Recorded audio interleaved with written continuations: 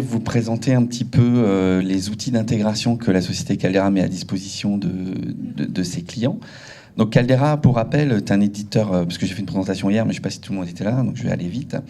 C'est un éditeur logiciel dans le monde du grand format, et enfin historiquement du grand format, et plus généralement aujourd'hui, de façon plus générique, sur les solutions presse jet d'encre. Voilà, donc c'est un peu différent encore une fois, le contexte est un peu différent de ce qu'on peut voir ici, mais ça complète, je pense, assez idéalement ce cycle de conférences. Du coup, au niveau des démonstrations, je vais vous présenter un petit peu rapidement pourquoi on fait ça, pourquoi on va vers l'automatisation, pourquoi c'est important pour nous et pour nos clients. Et ensuite, je vous montrerai un petit peu comment ça fonctionne. Alors, par rapport à nos confrères et collègues qui sont plus sur des étapes pré-presse, voire design, ça va être un peu moins graphique, puisqu'on est vraiment dans l'étape de production au niveau du RIP. Donc, je vais vous montrer un petit peu à quoi ressemble le RIP de Caldera, très très rapidement, et après, comment on peut piloter ce RIP à travers en fait, un flux de production automatisé, piloté donc, avec les protocoles JDF et JMF. Donc voilà, donc je remets le slide que j'avais mis hier dans la présentation de la société. Simplement bien comprendre que nous, on intervient au niveau du RIP, que les acteurs au niveau de ce flux de production sont tous différents. Les opérateurs qui vont être chez nos clients imprimeurs qui vont intervenir sur ces différentes étapes sont différents aussi, au sens où ils ont des attentes différentes, des besoins différents. Et les logiciels qui sont utilisés sont effectivement forcément différents aujourd'hui. Donc l'idée du JDF, du GMF, elle est assez géniale, hein, c'est de pouvoir mettre en place une interopérabilité transparente, etc. Donc sur le papier, c'est super sympa. Dans la vraie vie, on s'aperçoit que c'est vraiment sympa au bout d'un certain moment, après un vrai effort d'intégration, et ceci à toutes les étapes. Donc on va un petit peu discuter aussi de comment nous, on favorise cette connexion avec nos outils. Donc voilà, donc le facteur commun, le dénominateur commun de tout ça, c'est le JDF, donc vulgarisé, hein, donc le JDF. Évidemment, c'est avec la communication JMF et puis la mise à disposition le plus possible d'outils pour nos intégrateurs qui vont pouvoir faire le lien entre les logiciels existants et les flux numériques existants et nos solutions logicielles. Et puis on favorise aussi en fait cette interconnexion avec nos collègues éditeurs logiciels qui interviennent à d'autres étapes dans ce flux de production. J'en parlerai tout à l'heure. Donc pour rappel, toujours, Caldera se veut être un RIP comme une passerelle générique entre des solutions de production existantes et des nouveaux périphériques d'impression qui intéresseraient les imprimeurs, et ça de manière la plus transparente possible. Donc notre discours, c'est quel que soit votre outil, quel que soit votre MIS ou ERP, si vous avez un outil de pré-presse existant, si vous avez un workflow, un logiciel de design évidemment, ou des logiciels spécifiques qui ont été développés maison, on va vous accompagner dans la connectivité avec notre logiciel RIP en vous forçant un petit peu quand même à faire du JDF. Et je vais vous l'expliquer après. Et en sortie, donc, on va pouvoir piloter une presse numérique, du grand format, des presses industrielles jet d'encre. Donc, on parlait de la céramique, du textile, etc. encore hier. Des machines de découpe grand format, donc les machines ESCO par exemple, c'est un très bon exemple. Et les machines de finition qui, pour certaines, sont en train d'évoluer et d'intégrer des systèmes embarqués intelligents. Donc, le discours de Caldera aujourd'hui, c'est vous êtes imprimeur traditionnel, vous voulez ouvrir un département grand format ou un département dans lequel vous allez avoir une presse jet d'encre qui aujourd'hui n'est pas intégrable dans votre flux de production au niveau logiciel, hein, quand on parle de Web2Print, de MIS, ERP, les outils pré-presse, les flux d'automatisation qui sont existants. À travers Caldera, nous vous rendons possible donc cette connectivité avec votre flux existant. Donc très souvent, aujourd'hui, le grand format s'arrête à certaines catégories d'imprimeurs et pas à d'autres, parce que les flux de production automatiques sont cassés, sont brisés à l'étape RIP. Donc aujourd'hui, Donc c'est assez nouveau dans le RIP jet d'encre, hein. C'est la capacité, donc encore une fois, d'intégrer ce département grand format ou jet d'encre, en tout cas qui fait intervenir des périphériques d'impression jet d'encre dans votre flux d'impression existant. Donc, dans le traditionnel, vous allez avoir très souvent du MIS. L'étape pré-presse, on en a parlé énormément, c'est effectivement quelque chose de très très important. Il y a énormément d'espace pour l'optimisation, pour l'automatisation. Le RIP, aujourd'hui, dans l'espace traditionnel, n'est pas un RIP comme on le conçoit dans le jet d'encre, c'est-à-dire que c'est une brique logicielle qui, finalement, va avoir des fonctionnalités assez réduites et va faire quelque chose de très, très vertical, à savoir rasteriser et tramer donc des fichiers. Et ensuite, les étapes de print, de finishing, etc. sont correctement gérées, en général, par un flux de production déjà existant. Donc encore une fois, Caldera avec donc ça c'est le petit logo de notre brique d'automatisation. Il faut le considérer comme un web service qui tourne sur tous nos RIP depuis 2 ans aujourd'hui et qui rend capable en fait nos solutions d'être interopérables avec d'autres solutions à condition qu'on puisse utiliser du JDF. Donc aujourd'hui, on peut connecter à un flux pré-presse et ou à un MIS nos solutions, et donc de pouvoir vous garantir le bon pilotage donc, de ces périphériques, à savoir impression et finishing grand format. Simplement pour vous donner une idée globale, les intégrations qui ont déjà été faites, donc ici j'ai mis quelques partenaires qui sont parfois partenaires officiels, parfois officieux, c'est-à-dire qu'on a fait des intégrations ou des intégrateurs ont dû faire des intégrations chez des clients représentatifs. Donc aujourd'hui, vous pouvez voir par exemple un Agfa Apogee, un Fujifilm XMF, un IFI, sont des flux existants aujourd'hui beaucoup plus dans le traditionnel et avec qui on a fait une intégration de nos solutions jet d'encre avec un flux existant. Adobe est un partenaire évidemment très très proche de Caldera. Donc si je repars sur du traditionnel, donc Agfa Apogee, Fujifilm XMF, etc., donc dans un aspect plus global. Dans l'automatisation, donc les flux pré-presse d'automatisation, évidemment on a les très grands acteurs très connus comme ESCO avec Automation Engine, comme ce qu'on a vu au départ de la démonstration précédente. On a InFocus qui avec Switch, Pitstop Server, etc. est très très présent dans un monde pré-presse c'est assez représentatif aujourd'hui chez nos clients. Dalim évidemment avec les solutions Twist, mais aussi Dialog et ES qu'on a vu précédemment, qui sont évidemment très très présents aussi. Donc ici on a des efforts en fait de partenariat qui se créent avec du développement commun pour favoriser en fait l'intégration de l'automatisation à travers ces flux. Donc par exemple avec Dalim et InFocus et très prochainement normalement avec ESCO, on a des développements communs qui nous permettent donc d'avoir des connecteurs dans ces solutions existantes qui vont permettre de communiquer directement avec notre flux d'automatisation Caldera. Voilà. Hybrid vient aussi avec une solution. Voilà, on a eu un client commun.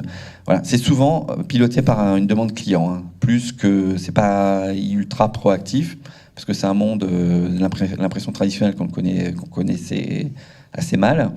Et inversement, dans l'impression traditionnelle, on connaît assez mal le monde du grand format, du jet d'encre, de la presse numérique, des applications tierces. Donc finalement, c'est une convergence en fait simple autour de l'automatisation et qui rend possible aujourd'hui l'utilisation conjointe de ces différents procédés d'impression. Donc, grâce à ces partenariats, ces partenariats sont créés par la demande client, une demande d'un imprimeur, et on va pouvoir mettre en place des choses qu'on va pouvoir réutiliser pour d'autres clients éventuellement dans un second temps. Voilà. Donc ça, c'était pour le côté un petit peu introduction de pourquoi l'automatisation et quelles sont nos motivations, en tout cas pour tout ça. Voilà. Donc c'est un peu roots, hein, mais c'est intéressant pour un intégrateur justement et pour l'intégration. Donc plus que pour... je vais peut-être vous montrer d'abord le logiciel RIP, mais simplement, ça ce sont un toolkit qu'on met à disposition donc des intégrateurs, des partenaires constructeurs, des partenaires qui interviennent dans le pré-presse, dans le design. C'est un toolkit qui ressemble pas mal à ce qu'on peut trouver comme outil JDF. C'est une surcouche d'Alcès, par exemple, qui est un outil de vérification bien connu dans le monde du JDF. Et donc, c'est vraiment un outil qui va permettre à un intégrateur de comprendre qu'est-ce qu'on peut capter comme information provenant d'un MIS, d'un flux pré-presse, et comment on va pouvoir le transformer en JDF, prêt à être utilisé pour Caldera. Donc, on met à disposition de la documentation, ce type de toolkit, du code, et on a une équipe dédiée qui accompagne les clients donc dans une démarche projet spécifique. Donc les clients et les constructeurs d'imprimantes, ce qui est intéressant aussi, puisque les constructeurs d'imprimantes de plus en plus vont vers le JDF device, à savoir la communication bidirectionnelle, donc dans le jet d'encre, entre une solution RIP ou une autre solution JDF sur le flux de travail et l'imprimante ou la table de découpe.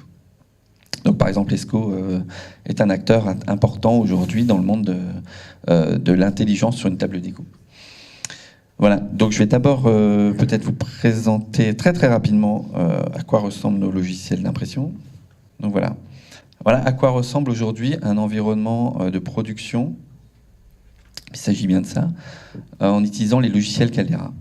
Donc on se retrouve donc avec sur la gauche une fenêtre qui va capter en fait tous les documents et tous les jobs qu'il va falloir imprimer. On a une suite d'applications, donc c'est ce que j'expliquais hier. Bon, on a forcément tous les outils nécessaires au RIP qui sont intégrés en fait au cœur du système de production, et on a la capacité donc de piloter plusieurs imprimantes depuis la même station de travail, même si on va dédier des ressources matérielles à chaque solution RIP mise à disposition pour une imprimante. Donc ça veut dire qu'on a vraiment une architecture en remote, comme on dit, une architecture avec un front-end à distance où on va pouvoir piloter un ensemble de machines, et toutes ces machines vont pouvoir piloter les imprimantes. Donc depuis cette même station de travail, je suis en mesure de piloter, j'ai une trentaine de machines grand format, tout type, et je peux piloter toutes mes applications depuis, l'opérateur peut le faire donc depuis la même machine évidemment. On a une solution complète de gestion de la couleur, c'est-à-dire qu'on va pouvoir créer des profils pour une imprimante en fonction d'un média, en fonction d'une résolution, de différentes qualités, etc. On pilote la majeure partie des spectrophotomètres du marché, évidemment. On a des outils d'imposition, on a des outils de tiling. Donc tiling, c'est la mise en lait, la capacité donc à séparer. Ça, c'est pas forcément connu du monde de l'impression traditionnelle. Le tiling, c'est quelque chose de très très important dans le grand format. C'est la capacité donc à découper un document en plusieurs parties, en gérant les recouvrements, les gaps, poser les œillets, etc. Voilà. On a aussi donc des applications qui vont faire de l'amalgame, ce que vous appelez l'amalgame dans l'impression traditionnelle, ce que nous on va plus appeler nesting ou ganging dans l'impression numérique et jet d'encre. Donc ça, c'est encore une fois au cœur du système de production. Ici, c'est un front-end. Il faut bien comprendre que le cœur du système est totalement automatisable, et on peut déclencher des impressions, des demandes d'impression automatiquement à partir du moment où on a déjà rempli une bonne partie de la feuille ou du rouleau. Alors très important, une notion qui n'est pas forcément très très connue dans l'impression traditionnelle en fonction des applications que vous adressez, c'est que dans le jet d'encre, on va adresser aussi bien des feuilles que du rouleau. Donc je sais qu'il y a du web offset, etc. Mais la notion de rouleau et la notion d'amalgame sur rouleau, de manière totalement dynamique, elle est quand même complexe aujourd'hui dans l'impression traditionnelle, mais elle existe de fait depuis le départ dans l'impression jet d'encre. Donc voilà. Donc toutes ces applications, là j'ai ouvert simplement une fenêtre de configuration avant impression. Donc on voit que l'opérateur RIP finalement va avoir accès à un grand nombre d'outils interactifs, va pouvoir jouer un petit peu sur les paramètres UV aussi pour faire des glossy, mat, brillants, etc. Pouvoir jouer sur le blanc si on veut en dessous, au-dessus, ça dépend sur quel type de média on veut l'utiliser. Finalement, on se retrouve avec un nombre de paramètres assez impressionnant qui est vraiment lié au monde du grand format. Et encore une fois, le grand format, c'est un monde d'impression à la demande. C'est-à-dire que potentiellement, tous les travaux d'impression vont être complètement différents pour des applications complètement différentes.